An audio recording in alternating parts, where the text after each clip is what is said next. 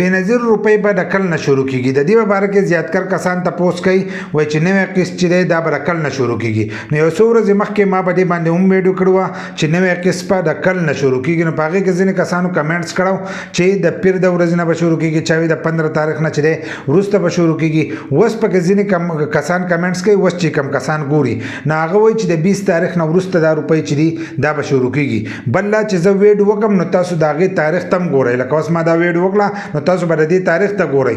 داسې نه چې ما نننۍ ویډیو کړي او تاسو بله ورځ ګورئ زه هم چې روپۍ چې دي لا نه شروع کیږي. نو بیا ځینې کسان وایي ته دروغ وایې، هلته دا تاریخ دې نه ګوري چې دا په کم تاریخ دا ویډیو چې دا اپلوډ شوي ده. نو په دې کې تر اوسه پورې چې دی داسې نوی اپډیټ نه دی راغلی چې دا روپۍ چې دي دا پلاني تاریخ باندې ملاویږي. کم کسان چې کمنټس کوي نو اوس راته د هغو پته نشته چې هغو ته څوک دا وایي چې د 20 تاریخ نه به وروسته شروع کیږي یا به د پیر په ورځ باندې شروع کیږي. موږ ته حالن سات چې دی داسې نوی اپډیټ نه دی راغلی چې دا به په پلاني تاریخ باندې چې دی دا روپۍ به شروع کیږي. هر کله چې داسې نوی اپډیټ راغی نو په هغې باندې به موږ ویډیو جوړو او تاسو به په ټایم سره چې دی د هغې نه خبرو. خو د هغې لپاره به تاسو زموږ د یوټیوب چینل چې دی هغه هم د ځان سره سبسکرایب کوئ او زموږ د فیسبوک پیج چې دی دا به هم د ځان سره فالو کوئ. نو که داسې د بېنظیرې د پروګرام نوی اپډیټ راځي نو د هغې نه به تاسو په ټایم سره خبرېږئ.